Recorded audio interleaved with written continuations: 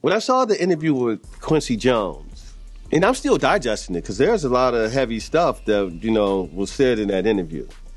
I honestly was surprised that some of the things he said were like, wow. I didn't believe it personally. I didn't believe it before he said it. I believed it, you know, after he said it, and I had to ponder it. But then I was like, wow, he's really, you know, he's really saying it. I think that it feels honest.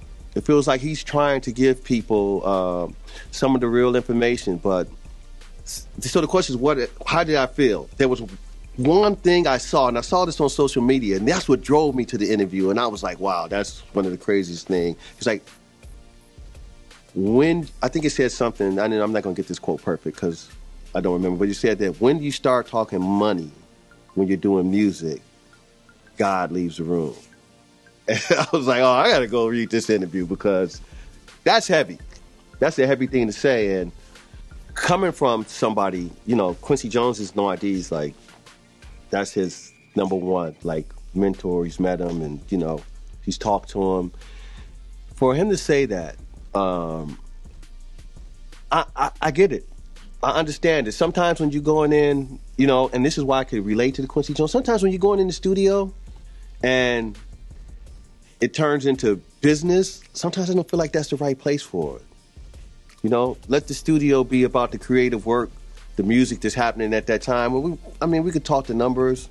Should always talk whatever, the splits and stuff before time, or even if it's after time, if you got that type of situation, or let someone else talk. But when you're in that creative mode and you're in there and you're ready to create at that moment, it probably is the wrong time to start talking money, because it always pulls me to a vibration that's not the same vibration I'm on when I'm trying to create.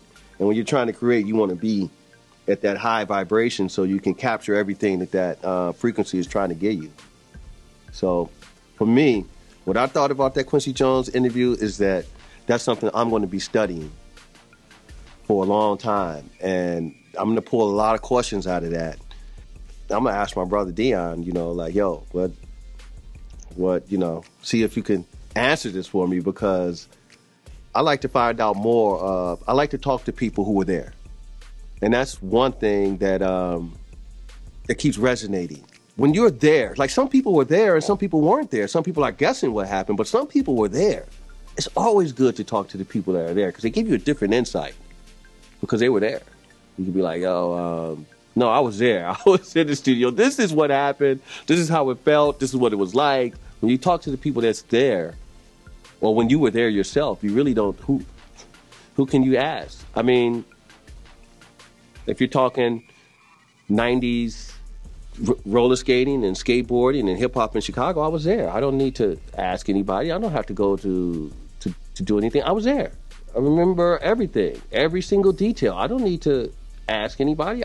I was there every day, like work. If it was a clock, I would have been, you know, punching in and out for mad years. So I was there. So you have all that information there and you know how to use it. So Quincy Jones is saying something to us because he was there and a lot of us weren't there. And I'm really trying to digest that whole interview to get that lesson because I'll take it. I can use it.